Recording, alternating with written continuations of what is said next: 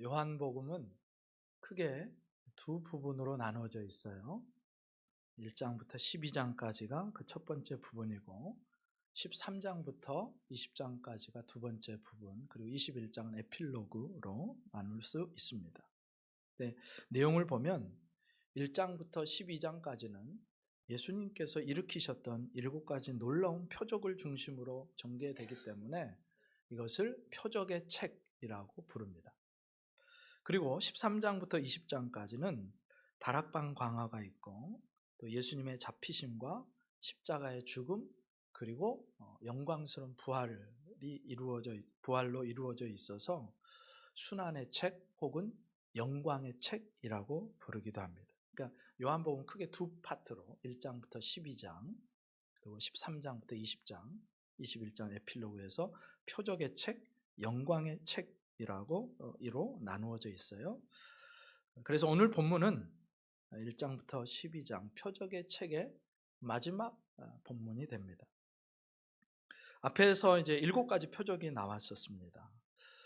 가나의 혼인잔치에서 물을 포도주로 바꾸어 주시는 예수님 나왔었고, 또 왕의 신하의 아들을 고쳐주시는 예수님의 모습이 나왔고, 또 베데스다 연못가에 38년 된 병자를 일으켜 세우시는 예수님의 모습이 있었고, 그 다음에 오병이어로 장정만 5,000명을 먹이는 역사를 보여주셨고, 그 다음에 날 때부터 눈이 보이지 않는 맹인의 눈을 뜨게 해주신 그런 기적이 있었고, 마지막으로 죽었던 나사로를 다시 살리신 놀라운 표적을 행하셨습니다.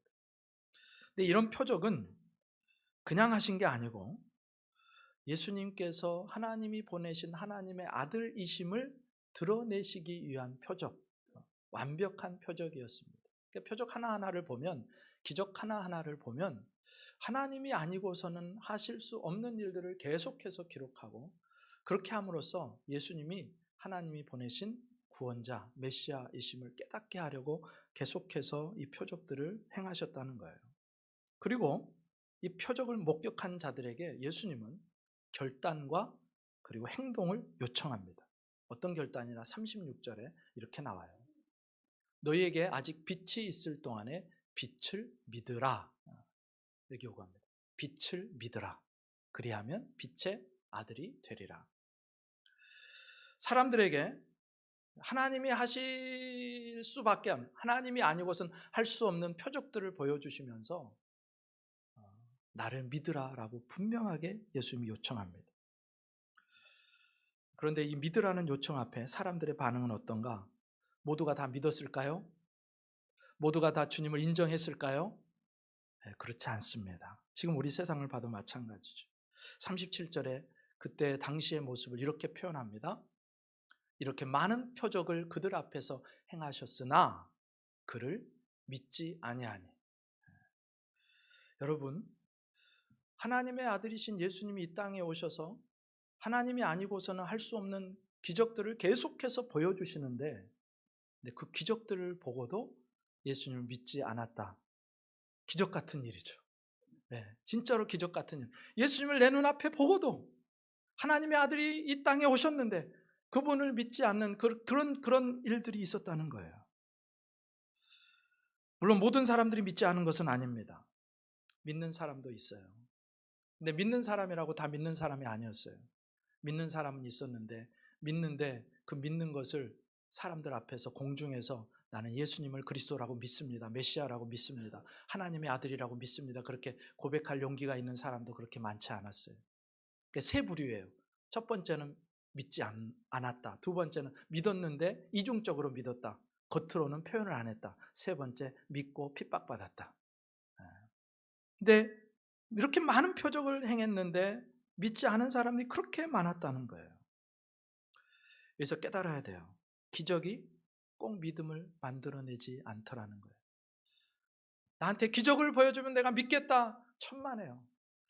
예수님께서 누가복음 이제 한 영혼의 귀중함을 계속해서 설교하시면서 이제 지옥 가는 그 부자 이야기가 나오잖아요. 부자가 제발 나사로를 살려가지고 이 땅에 보내시면 내 형제들이 그걸 보면 무조건 믿을 겁니다. 근데 주님이 아니래요. 아브라함이 아니래요. 그게 아니래요. 여기서 죽었다가 살아나는 자가 있어도 모세를 통해서 선지자를 통해서 주신 하나님의 말씀을 듣고 깨닫지 못하면 그 사람들은 믿지 못한다. 그렇게 말씀하세요. 그러니까 기적을 보면 다 믿을 것 같은데 그 기적을 보고도 믿지 않았다. 그런데 더 놀라운 거는요, 우리 예수님 보지도 못했어요. 하나님의 말씀을 듣고 우리가 믿게 되었다. 여러분, 저와 여러분 믿는 그 믿음이 사실은 기적 같은 일인 줄 믿으시기 바랍니다. 세상에는요, 아무리 믿고 싶어도 내가 예수님을 믿고 싶대요. 내가 주님을 영접하고 싶대요. 근데 마음이 동하지가 않는데요. 그리고 믿어지지가 않는데요. 나에게 믿음을 달라고 그렇게 하는 사람들이 있습니다. 믿음은 기적 같은 일이에요. 여러분, 저와 여러분 구원받은 것이 기적을 경험한 것인 줄 믿습니다. 근데 그러면 왜 이 사람들이 믿지 않았을까? 예수님의 사역이 실패한 것일까? 여러분, 제가 열심히 평생 동안 설교를 하고 목회를 했는데 믿는 사람이 거의 없었다고 한번 생각해 보세요. 그럼 제 사역은 어떤 거예요? 실패입니까? 성공입니까? 네, 말을 못 하시네. 네. 예수님께서 열심히 공생애 3년 동안 열심히 이곳저곳을 돌아다니시면서 전도하시고 가르치시고 기적들을 보여주셨는데 많은 사람들이 안 믿었대요. 근데 이게 예수님의 실패라고 하지 않고 사도 요한은 기적을 보고도 믿지 않은 그 일을 선지자 이사야 예언의 성취로 기록합니다. 38절, 39절, 40절에 이렇게 나와요.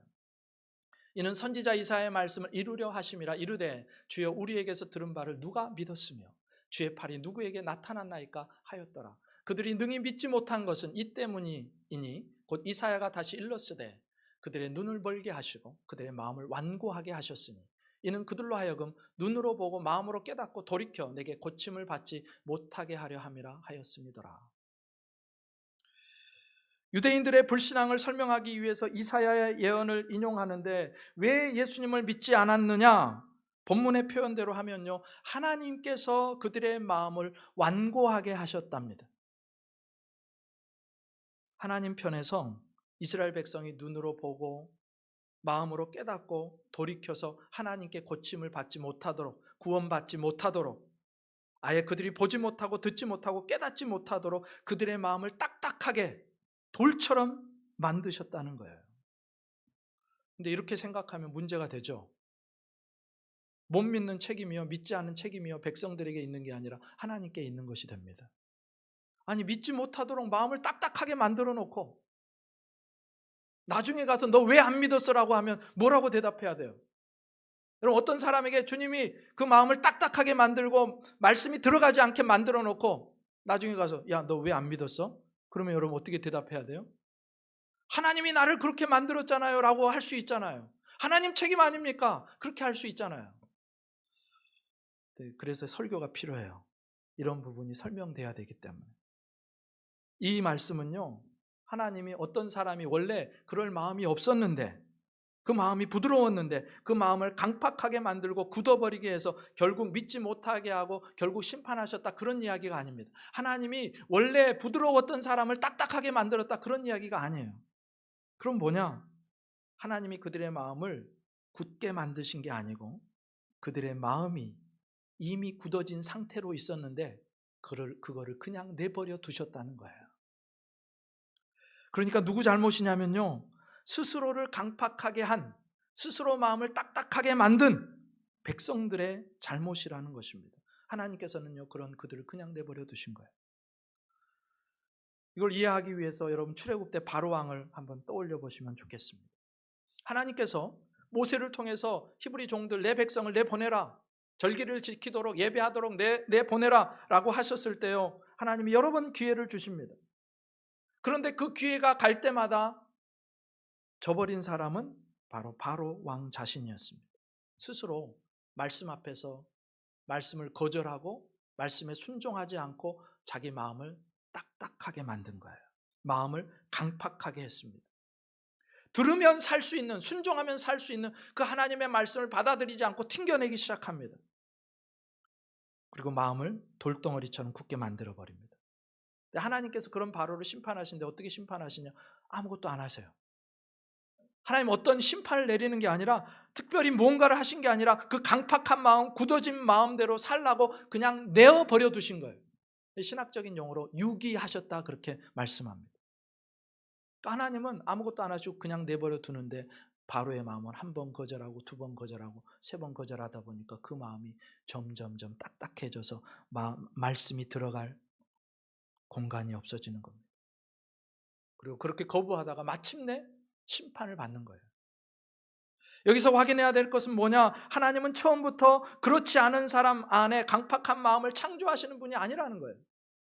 일부러 굳은 마음이 되게 만드시는 분이 아니라는 거예요. 문제는요, 강팍해진 인간 자신입니다. 스스로 마음을 닫아버린 인간이 문제라는 거예요. 그러면 하나님의 심판이 어떻게 오느냐? 그냥 내어버려 두시는 거예요. 그러면 그가 그렇게 계속해서 자기 마음을 강팍하게 하고 딱딱하게 하고 돌처럼 굳게 만들다가 결국 멸망의 자리로 가더라는 것입니다. 예수님 시대에도 마찬가지였어요. 예수님 시대의 청중들은요, 이사야 시대의 청중들과 비슷했던 것 같아요. 하나님을 진짜로 섬기지 않았어요. 그럼 이사야 시대 주전 8세기예요. 하나님 선지자들 계속해서 보내십니다. 아모스, 이사야, 미가, 호세아, 하나님의 선지자들을 보내시고 회개하라, 돌아오라, 내게로 돌아오라 계속해서 말씀하시는데 말을 안 들어요. 그러면서 죽이려고 그럽니다. 심지어 이사야는요, 나중에 보면 통나무 속에 들어가 있는데 그걸 톱으로 켜가지고 순교를 당하는 그런 일들이 있습니다. 그러니까 하나님의 보내신 선지자들을 죽이고 바른 말을 하면 죽이고 회개하라고 하면 죽이고 계속해서 보내시는데도 죽여요. 그들 스스로 강팍해 했습니다. 계속 하나님 기회를 주시는데, 그리고 그 선상에 예수님 시대에 유다 백성들이 있는 거예요. 그러므로 여러분, 하나님의 말씀 앞에 부드러운 마음으로 설 수 있기를 주님의 이름으로 축복합니다. 네, 마음이 부드러워져야 돼. 우리의 마음을 기경해야 돼. 기경. 네. 여러분, 길을 보세요. 길이 처음부터 길이 아니에요. 길 위를 자꾸 한 사람 두 사람 걷다 보니까 자꾸 걷다 보면 딱딱해지고 굳어지고 길이 되는 것처럼, 마찬가지로 우리의 마음이요, 자꾸 하나님의 말씀에 불순종하다 보면 그게 한 번, 두 번 그렇게 가다 보면 점점 그게 길이 나고요, 그 길이 딱딱해지고요, 완고해지고요, 강팍해지고요, 저절로 망하게 됩니다. 그러면 여러분, 기도할 때 어떤 기도를 해야 되느냐? 주님, 내 혹시 굳어진 마음이 있으면 풀어주세요. 부드러운 마음을 주세요. 내 마음을 기경시켜 주세요. 하나님의 말씀을 잘 받아들이도록 해주세요. 여러분, 길바닥에 아무리 씨를 던져보세요. 씨가 그게 자라가지고 뿌리를 내리고 열매를 맺나? 그렇지 않습니다. 열심히 씨를 뿌려도 길바닥은 길바닥이에요.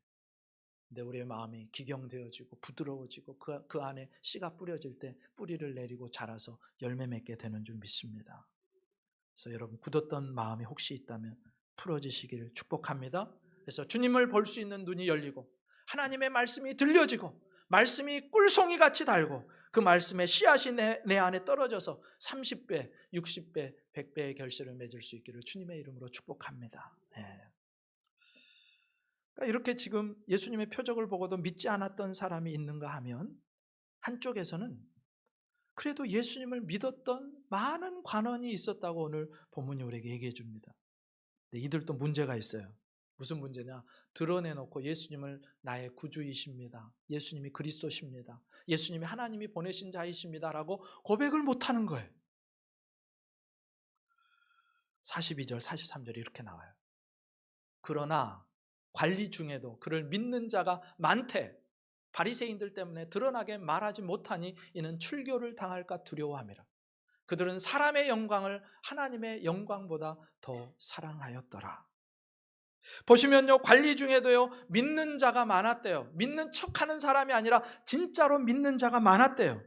정말로 믿음을 가졌다, 예수님에 대한 믿음을 확실히 가지고 있었다, 그런 뜻인데, 그런데 문제는 뭐냐? 그 믿음을 드러내면 내게 오는 손해 때문에 그 믿음을 공중에서 공표하지 않았다는 것입니다. 믿음의 이중성이에요. 내가 믿긴 믿는데 공개적으로 말은 안 해요. 내가 믿는다고 얘기 안 해요. 마치 믿지 않는 사람처럼. 우리도 때로 그럴 때 있잖아요. 여러분, 그 공중에서 식당 가서 여러분 혹시 음식을 앞에 놓고 기도 열심히 하시다가 기도하시면서 식사하시는 분 계신가요?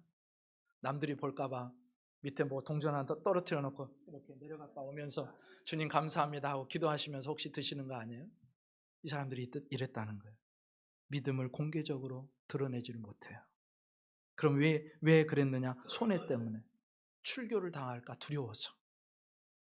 분명히 예수님께서 일으키시는 그 기적들을 보고 와, 저분은 진짜구나, 하나님이 보내신 분이 맞구나, 그러면서 그 믿음을 드러냈을 때 내가 쫓겨나게 될 것, 이 유대 사회에서 사형 선고를 받을 게 너무너무 두려워가지고 믿음을 드러내지를 못했다는 것, 믿지 않는 것처럼 살았다는 것입니다. 출교가 뭐예요? 유대인들 사회에서 행해지는 최고의 종교 형벌이 출교입니다. 종신 출교를 당한 자는요, 영원히 성전에 들어갈 수가 없어요. 여러분, 하나님의 백성이 성전에 못 들어간다, 이건 죽음과 마찬가지. 그 어떤 법적인 보호를 받을 수가 없대요. 예를 들어서요, 길을 가다가 억울한 일을 당하고 또 혹시 억울하게 맞아 죽는 일이 생겨도요, 법적인 보호 장치가 없습니다. 출교당한 사람들에게는 사람 취급을 안 해준 거예요.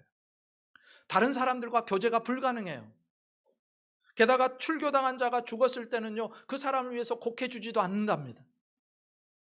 금지되어 있어요. 출교라는 것은 죽음과도 같은 형벌이었습니다. 그러니까 이렇게 보니까 예수를 믿었던 적지 않은 관원들이 출교가 두려워 공개적으로 밝히지 못한 것은 어쩌면 조금 이해는 되기는 해요. 그런데 그럼에도 불구하고 그런 사람들이 있는가 하면 요한 같은 사람도 있잖아요. 베드로 같은 사람도 있잖아요. 순교의 자리까지 가는 사람도 있잖아요. 이 차이가 뭘까? 어떻게 해서 요한을 비롯한 사도들은요, 출교를 당하고 그것 때문에 온갖 핍박을 다 받아도 믿음을 드러냈고 관원들은 그렇게 하지 못했느냐는 것입니다. 43절에 그렇게 나왔었죠.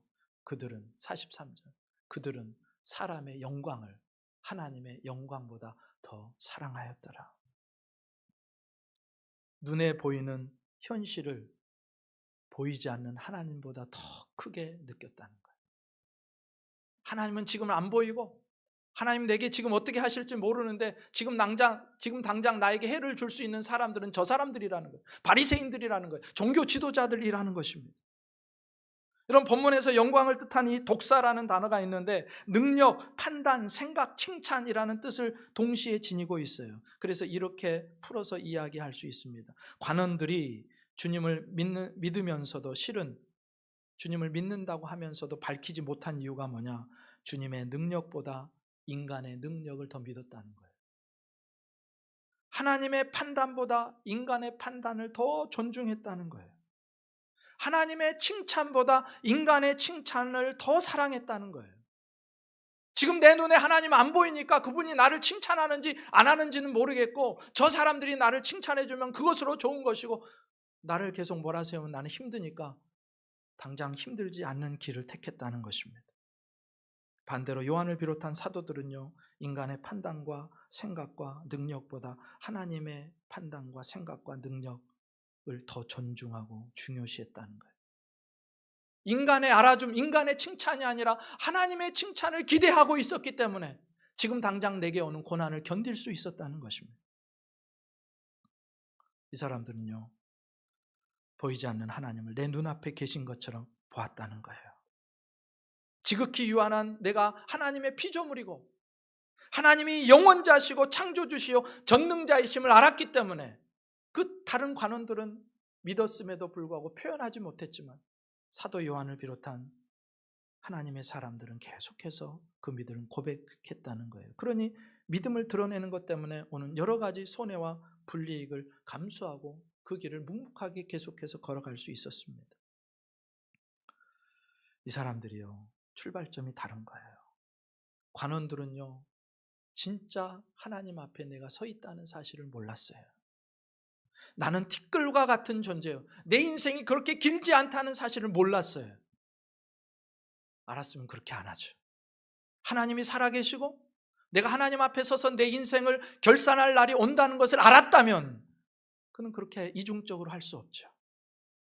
하나님 앞에 내 인생을 결산해야 될 날이 하루하루 다가오고 있고 이 땅에서의 삶이 영원한 것이 아니고 길어봐야 그 영혼에 비하면 눈 깜짝할 사이를 이 땅에서 산다는 것을 제대로 알지 못했기 때문에 그들은 그 눈 깜짝할 사이 조금 편하고자 사람들에게 자신의 믿음을 드러내지 않고 이중적인 모습을 하고 있었다는 것입니다.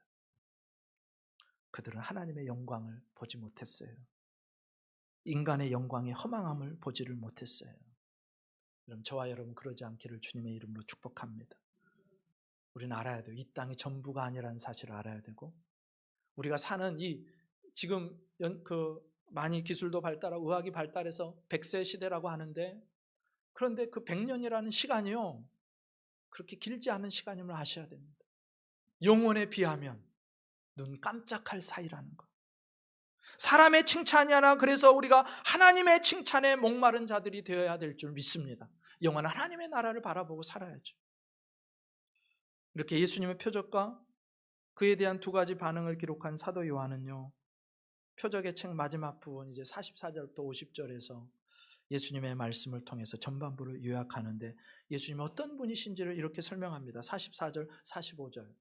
예수께서 외쳐 이르시되 나를 믿는 자는 나를 믿는 것이 아니요 나를 보내신 이를 믿는 것이며 나를 보는 자는 나를 보내신 이를 보는 것이니라. 여기서 예수님께서 계속해서 강조하는 점이 있는데, 그게 뭐냐? 예수님 자신이 하나님께로부터 보내심을 받은 자라는 겁니다. 그러면서 나를 보는 자는 하나님을 본 것이다라고 분명하게 말씀하세요. 예수님을 통해서 하나님을 보고, 예수님을 통해서 하나님을 만나고, 예수님을 통해서 하나님을 바로 알고, 예수님을 통해서 하나님을 믿게 된다는 거예요. 그럼 사실 육체를 입은 인간이요, 더욱 죄 가운데 빠져 있는 인간이요, 하나님 보면 안 됩니다. 타버려요. 죄 가운데서 망합니다.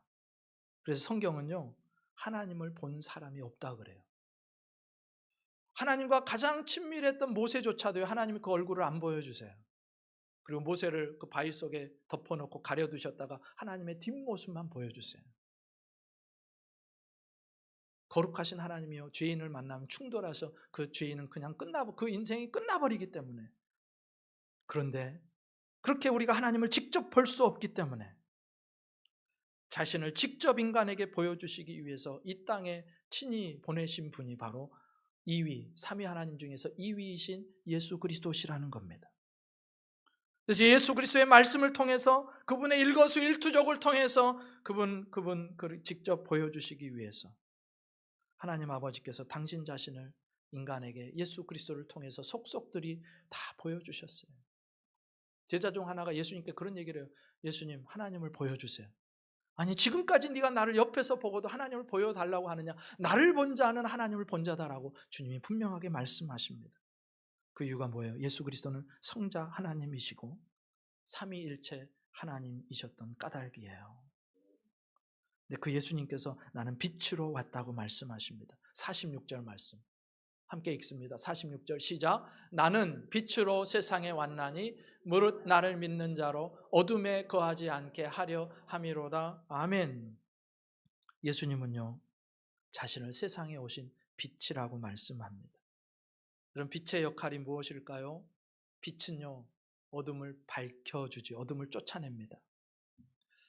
빛이 들어가면 어둠 가운데 감춰져 있던 것들이 하나하나 다 드러나기 시작하는 거예요.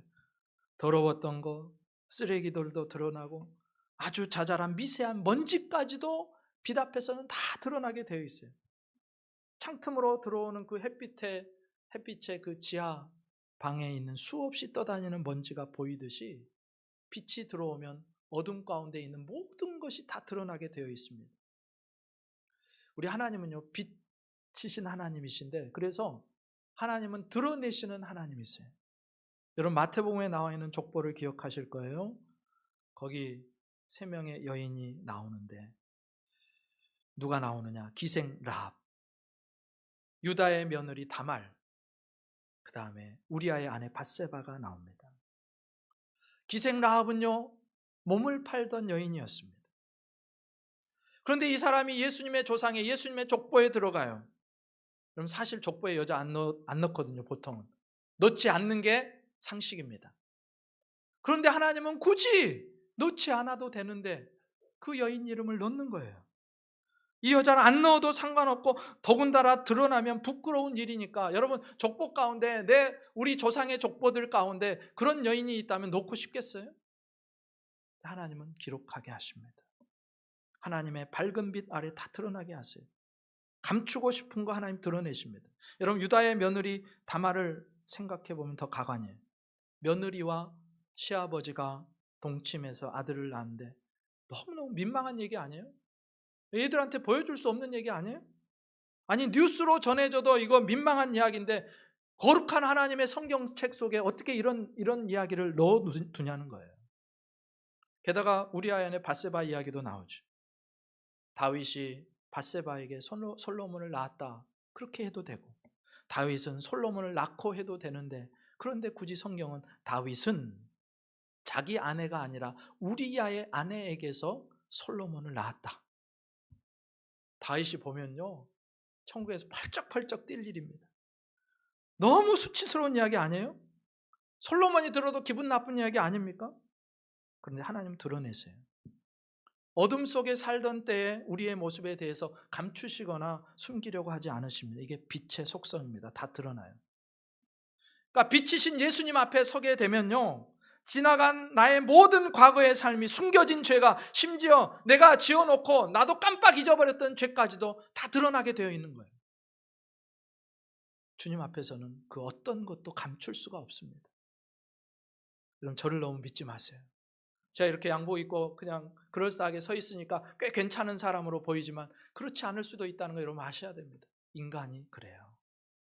죄인은요, 이게 너무너무 부담스럽죠. 빛 앞에서, 주님의 빛 앞에, 말씀의 빛 앞에 서는 것이 너무너무 부담스러워요. 다 드러나니까. 스스로 하나님을 잘 섬기고 있다고 생각하고 자기의 경건을 자랑하면서 거룩하다고 주장한 사람들이 바로 그 종교 지도자들, 바리새인들과 서기관들인데, 그런데 예수님이라는 빛 앞에 서면 얼마나 그것이 이중적이었고 더러웠고 냄새나는 경건이었는지가 금방 드러나니까 이 사람들이 그 예수님 너무너무 싫어하는 거예요. 예수님 싫은 거예요. 내 의가 누더기 같은 것임을 발견하게 됩니다. 여러분, 내가 누군가 앞에 섰는데 그 사람이 나를 다 보고 있다고, 투시하고 있다고 생각해요. 내 과거를 다 알고 있어요. 지금 내가 무슨 생각하고 있는지도 다 알아요. 그럼 여러분 거의 대화가 되겠어요? 그 사람 무서운 사람이잖아요. 나를 다 알고 있는데 어떻게 얘기를 합니까? 무슨 얘기를 하겠어요? 그런 사람 앞엔 설 자신이 없는 겁니다. 주님이 그래요. 나는 평상시에요, 저 죄인들과 세리들과 나는 달라, 그렇게 질적으로 다른 사람이라고 생각했는데, 내 주님의 빛 앞에서 보니까 내가 더 더럽고 훨씬 더 심각한 죄인인 것이 폭로된다면 이게 얼마나 까무러칠 일이잖아. 까무러칠 일. 실상을 드러내니까 충격을 받아요. 그런데 이렇게 충격을 받을 때 두 가지 반응을 할 수 있어요. 하나는 너무나 충격받고 그 예수님이 싫어지는 거예요. 그래서 예수님 멀리 피해서 다시 어둠 속으로 도망갑니다. 그게 바리새인들, 종교 지도자들이에요. 다른 한 보류는요, 내가 발가벗겨지니까 두 손 들고 나오는 거예요. 주님, 저는 죄인입니다. 저를 불쌍히 여겨주세요. 근데 그 종교 지도자들은 그렇게 안 했다니까요. 빛이 비추고 내가 드러나니까 견딜 수가 없는 거예요. 예수님 앞에 엎드리기도 싫어요. 그래서 자기들의 어둠 속으로, 자기 종교의 권위 속으로 숨어버립니다.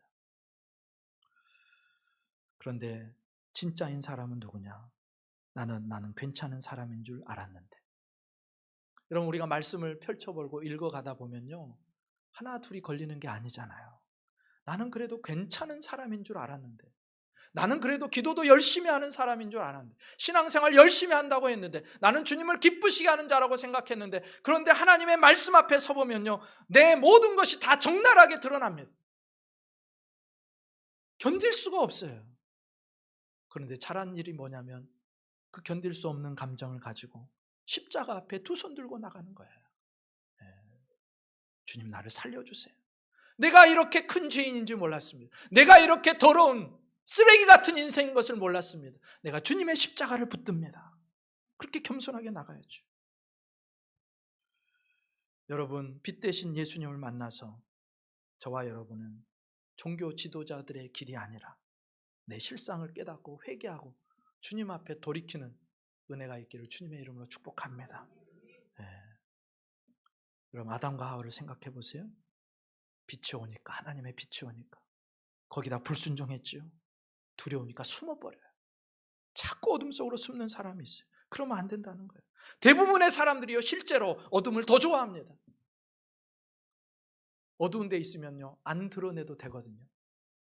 내 이런 마음, 미워하는 마음, 시기하는 마음, 질투하는 마음, 더러운 마음 안 드러내도 되거든요. 나는 그래도 꽤 괜찮은 사람인 것처럼 보일 수 있거든요. 그래서 어둠을 찾아가는 거예요. 그런데 될 사람, 복 있는 사람 누구냐? 빛 앞으로 계속해서 나갑니다. 거기서 나를 보고 또 회개하고 십자가를 붙들고, 나는 빛 대신 예수님 앞에서 어떤 존재인가를 생각해 보십시오. 여러분, 요한복음을 쓴 이 요한도요, 사도 요한도요, 처음에는 어둠 속에 있었죠. 예수님을 모르고 있었을 때 어둠이었습니다. 그런데 예수님을 만나서 그 어둠의 일을 벗어버리고 주님의 빛 가운데서 걸어가기 시작합니다. 그러니까 주님의 밝은 빛이 드러나니까, 빛이 오니까요, 이제 숨길 수가 없잖아요. 말씀대로 순종하는 길밖에 없어요. 잘못 가다가도요, 내가 빛 가운데 있는 사람이면요, 깨닫게 돼요. 아, 이렇게 가면 안 되는데. 그래서 주님의 길을 선택하고 주님의 말씀에 순종하는 길을 선택하고, 그것이 바로 사도 요한이었습니다. 사실 그런 사람이 아니었거든요. 사도 요한이요, 예수님의 십자가 부활을 경험하기 전에는요, 진짜 빛을 경험하기 전에는요, 우레의 아들이라고 불렸어요. 우레의 아들. 왜 우레의 아들로 불렸냐면, 사마리아 땅을 지나가는데 예수님 일행을 영접하지 않잖아요. 예수님 어찌 저것들이 우리 예수님을 영접하지도 않는답니까? 하늘에서 막 날벼락을 때려가지고 저것들을 한번 심판해 버리십시오. 우레의 아들, 다혈질, 내 앞길을 막는 자는 용서하지 못하는 사람, 그런 사랑의 사람이 아니었어요. 어머니를 통해서 예수님께 자리를 청탁할 정도로 공명심이 있었던 사람. 그런데 그가 십자가와 부활을 거치면서 주님의 참빛의 비침을 당하게 됩니다. 비로소 빛의 사람이 돼요. 바뀐 요한이요, 우레의 아들에서요, 용서의 사람이 되고, 사랑의 사도하면 요한이에요. 사랑의 사람이 됩니다. 자기의 유명세와 공명심을 위해서라면 물불 가리지 않던 그 요한이 주님의 이름만 높아지면 되는 사람이 됩니다. 어떻게 그걸 알 수 있느냐? 여러분, 예수님이 승천하시고요, 이후에 자신과 함께 예수님과 동고동락했던 그 동창생들, 동기생들 있잖아요. 형제와 같은 그 사도들, 그들이요, 세계 곳곳을 누비면서 복음을 전하러 다닙니다. 다른 사도들은요, 지금 온 세상을 다 뒤집어 엎는 초대교회의 영웅으로 등극하기 시작해요.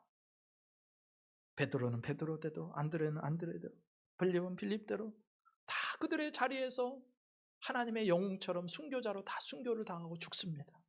근데 요한은요, 뭐하고 있는지 아세요? 예수님의 어머니 마리아를 봉양하는 겁니다. 주님이 돌아가실 때 요한의 나이가 20대 열혈 청년이었다면, 마리아가 이때부터 한 40여 년을 살았다고 그러니까 아마도 60대 중반 혹은 70대 노인이 되기까지 요한은요, 순교하는 일 그런 거 한 거 아니고요, 마리아를 봉양하기 위해서 내 인생을 바쳐야 됐어요. 쉬운 일이 아니죠. 아니, 나도 품은 뜻이 있는데, 나도 내 동기들처럼, 동창생들처럼 나가서, 세계 곳곳에 나가서, 그리고 주님을 위해서 순교하고 싶은데, 다른 이들은 다 신앙의 영웅이 되어 있는데 나는 예수님의 어머니 마리아 그냥 봉양하면서 내 인생이 다 간 거예요. 그러면 그런 소식이, 영웅적인 사도들의 소식이 들려올 때 보통 같으면 절망해야 되잖아요. 주님, 나는 왜 인생이 이래요? 다른 사람들은 다 나가서 날리고 사는데, 그래도 주님 위해서 순교하고 사는데 내 인생은 왜 이래요? 할 수 있잖아요. 그런데요, 요한은요, 마지막 예수님의 말씀을 따라서 마리아 봉양하는 것을 그치지 않습니다. 내 인생은 거기에 드리는 게 기꺼이 감수해요. 빛이신 예수님을 마음에 품고 그의 마음에 주님의 빛, 진리의 빛, 영광의 빛으로 가득하니까요, 주님의 말씀을 따라 사는 그 소박하고 아주 볼품없어 보이는 삶이라 할지라도 세계 곳곳에 돌아다니며 이름을 떨치고 사는 일만큼이나 값있고 행복한 삶임을 알았기 때문에, 그가 빛된 삶을 살았기 때문에 그 인생을 살 수 있었습니다. 여러분, 요한이 경험했던 그 빛이 저와 여러분의 심령을 밝히 비춰주시고, 그래서 우리의 더럽고 부패한 부분들이 드러나고, 그래서 그 앞에 목 놓아 울며 회개하고 주님을 따를 수 있기를 주님의 이름으로 축복합니다. 내 삶이, 내 생각이, 내 행동이, 내 말 언어 하나하나가 빛 아래에 다 드러나 있다는 사실을 여러분 기억하셔야 됩니다. 그렇게 이제 자신을 빛으로 소개하신 예수님은요, 자신이 이 세상에 오신 목적을 말씀하시는데 47절에 이렇게 말씀하세요. 사람이 내 말을 듣고 지키지 아니할지라도 내가 그를 심판하지 아니하노라. 중요한 게 여기 나옵니다. 같이 읽습니다. 시작. 내가 온 것은 세상을 심판하려 함이 아니요 세상을 구원하려 함이로라. 아멘. 주님은요, 이 세상을 심판하기 위해 오시지 않았다고 말씀합니다. 주님은 우리를 구원하시기 위해 오셨대요. 이게 강조점이에요. 많은 사람이 오해해요. 그 오해 중에 하나가 뭐냐? 예수를 안 믿어서 심판받는다고. 이건 일부분만 맞는 얘기입니다. 안 믿어서 심판받는 게 아니고요, 안 믿으면 심판을 받고 있는 상태를 벗어날 수 없다는 것이 정답이에요. 예수님 우리를 심판하기 위해 오신 분이 아니고요, 그 심판 가운데 이미 있는 우리들을 구원하시기 위해 오셨다, 그런 말씀입니다. 여러분, 그 불신자들이 제일 듣기 싫어하는 말이 예수천당 불신지옥이잖아요. 예수천당 불신지옥. 아니, 당신네 예수님이 믿는 사람은 천당 보내고 예수 안 믿으면 그 사람 미워해가지고 지옥 보낸다는 거냐? 나는 그런 예수 안 믿겠다. 오해죠, 오해. 사실 지옥은요, 인간이 아무것도 안 하고 그냥 있으면 지옥 가는 데가 지옥입니다. 우리는 심판과 우리의 실존, 우리의 현 주소는 뭐였냐면 심판 아래에 있는 거예요. 예수님을 안 믿어서 심판받는 게 아니라 우리는 이미 심판 아래에 있었습니다. 멸망 아래에 있었어요. 심판이 작정된 자들. 에베소서 2장 3절에 이렇게 말씀해요.